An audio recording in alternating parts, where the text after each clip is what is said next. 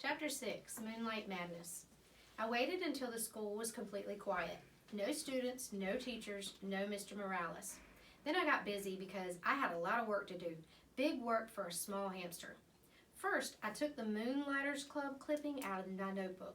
Holding it in my mouth, I opened the lock that doesn't lock and scurried across the table. Getting down off that table was still a problem. I grabbed hold of the leg and slid down as I've done before. It makes me feel a little queasy in my tummy. But it would be worthwhile if I could get Aldo a girlfriend. I hurried over to the big machine, which was very, very high off the ground. It seemed impossible for me to get up there, but I had it all planned out in my mind. Crawling up the wastebasket, oh, I didn't know it would sway like that. Leap over the seat of Miss Brisbane's chair, whoa, slippery. Crawl up the rungs to the chalkboard tray behind it, along the chalkboard tray to the bookcase. Then the hardest part, the dive from the bookcase to the overhead projector cart. If you ever try it yourself, don't look down. I was practically home free, but I still had to get up to that lit part. Still holding the newspaper clipping in my mouth, I grabbed onto a big screw sticking out of the side and pulled myself up. Then I reached up as high as I could and just barely managed to touch the top. Good thing I've got big muscles, because I was able to pull myself up. I was there. It was like climbing Mount McKinley, the tallest mountain peak in the United States, asked Miss Brisbane. I quickly pushed the switch. I wished I had some sunglasses because I was suddenly surrounded by blinding light. It was like being inside a light bulb. I took the newspaper clipping out of my mouth and carefully laid it on the flat glass. Then I looked up at the wall and no. Up on the screen was a picture of a car, and behind it there was a jumbled up backward writing. I realized I must have laid the clipping on the glass upside down. I quickly turned it over, and there it was. All the information about the Moonlighters Club right there on the wall with the outline of the car behind it. Aldo would be coming soon, so I hurried back to the cage. It was faster getting back because it was mostly downhill until the very end, when I had to swing my way up the cord to the blinds and back to the table. I was panting pretty hard by the time I closed the cage door behind me. I didn't even have time to catch my breath before Aldo swung the door open. "Whoa, who left that on?" he exclaimed as he entered. "That thing could overheat." He hurried over to the overhead projector. Look at the wall, I squeaked. But the words only sounded like hamster peeps. Aldo didn't waste a second. He flicked the machine off. All that work for nothing. But then a funny thing happened. Aldo turned the machine back on and looked at the wall. "What's this?" he muttered. "Why did Miss Brisbane have this up here? Hey, nice car." He squinted up at the screen. "Look, Humphrey, the Moonlighters Club, for people who work at night, like me." And me, I thought. I was still quite exhausted from all that effort. Aldo stared at the big ad on the wall for a while. Then he turned off the projector and went to work and never mentioned it again. Yes, I was annoyed. I had failed, but at least I had tried, which was more than I can say for one of my classmates. Yes, saying as eerie, with my own furry ears, I had heard her promise Miss Brisbane that she would raise her hand in class. But so far, she had been as silent as a statue. Her week was almost up. Even though I'd scolded her the day she fed me, she paid no more attention to me than she had to the teacher. You really should listen to your teacher, even Miss Brisbane, and you should always listen to your hamster.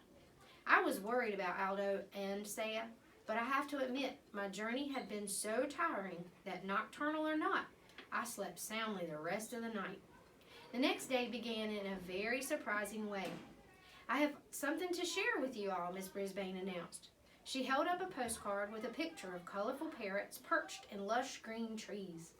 A postcard from Miss McNamara. Miss Brisbane would never call her Miss Mac. It says, "Greetings to my favorite class in the world, room 26. I am now working in a school here in Brazil. This country is beautiful and friendly. I really enjoyed talking with the parrots in the rainforest. I miss you all, especially my pal Humphrey. Lots of love, Ms. Mac." Miss Brisbane had to say Miss Mac since that's the way the card was signed. Happy, happy, happy. Not only did Miss Mac remember me, she missed me most of all. Oh, and I missed her most of all, too, especially every time I looked at Miss Brisbane as she glared back at me. Miss Brisbane showed us Brazil on the map, and it's far away. I'd like to be that far away from Miss Brisbane. My head was so filled with memories of Miss Mack that I only got 75% on my vocabulary test. After we graded the test in class, Miss Brisbane said, "If you got 100% on the test, please raise your hand." That woke me up. What a clever way to get Saya to raise her hand, because she always got 100%. AJ raised his hand. Art raised his hand. Saya just stared down at her desktop. I was starting to get really mad at her. When it was time for mat work, Miss Brisbane clicked on the overhead projector, and there it was, the Moonlighters Club ad right on the wall. Miss Brisbane wrinkled her nose, picked up the paper, and looked at both sides. Then she held it up to the light. I think maybe she noticed those little tiny holes my teeth had made when I carried it over there. Miss Brisbane looked over at my cage and wrinkled her nose again. Then she crumpled the paper and threw it into the wastebasket. She's smart, but she's also mean. She's not the only one. While she went on with her mat work, Wait for the Bell Garth Tugwell started making some very rude noises. Miss Brisbane didn't even turn around. When someone started giggling, she just said, "Stop giggling, Gail." So Garth's rude noises got louder and even ruder, and a lot of other kids giggled along with Gail. Suddenly, the teacher spun around to face them. "Very well, the whole class will stay in during recess for extra vocabulary words," she announced. Everybody groaned. "It's Garth's fault," said Heidi. "Raise your hand," Miss Brisbane snapped back. "You will all stay in during recess, unless the person making those noises wants to step forward and admit it." Nobody said a word, but everybody glared at Garth, including me. "Okay, I did it," he said.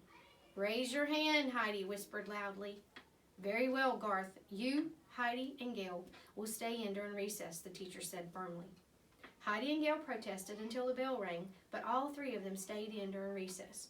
Instead of making them do extra vocabulary words, though, Miss Brisbane let them rest their heads on their desks, after she lectured them about their behavior, of course. All this commotion had made me a little hungry, and for some reason I hadn't been fed yet, so I decided to squeak up for myself. Miss Brisbane turned and pointed at me angrily. "I don't need any trouble out of you either," she said. Heidi raised her hand. "I don't think he's been fed today," she said. Miss Brisbane told Garth to feed me. Then she dismissed the girls and told them to go outside and play for the rest of recess. She wasn't completely mean to them anyway. She even trusted Garth to be alone in the room while she took some papers down to the office. I always liked Wait for the Bell Garth, so I was surprised when he started grumbling at me as he filled the water bottle and put some fresh mealworms in my cage. "One of these days you'll get in trouble too," he said. "I'll see to that." "Huh?" I squeaked. "Everybody hates me. Everybody loves you. You're just a rat in disguise." The words hurt me a lot. Why would Garth say that? I mean, sure, almost everybody does love me, but I don't make rude noises and get other people in trouble. I was still pondering Garth's behavior when my classmates returned to room 26. Miss Brisbane must have gotten rested up over the recess because she greeted them with a smile. "I have a surprise for you," she told the kids. Surprises always get the class's attention. They think surprises are good. However, I know that surprises can sometimes be bad, like the day Miss Mack left me forever. We're going to pick who gets to take Humphrey home for the weekend, she explained. Now, you all know whether or not your parents gave permission for you to bring him home. So if you'd like Humphrey this weekend, raise your hand now. Hey. You should have seen all the hands that went up. I could hardly believe my eyes. Miranda and Heidi and AJ, and every single hand in the class except Garth's. Even Saya Naziri's raised her hand. Miss Brisbane noticed. "Saya, do you think it will be all right with your parents?" she asked. Saya nodded her head. "I can't hear you," said Miss Brisbane. "Yes, ma'am," said Saya. It was strange to hear her voice in the classroom. Miss Brisbane gave her a note to bring back from her family on Friday.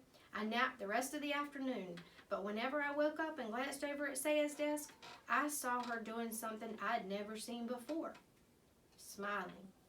Tip 6. You can leave your hamster alone for a day or two. Otherwise, find a suitable caretaker, or if possible, take your hamster with you. In its own cage, a hamster can be very portable.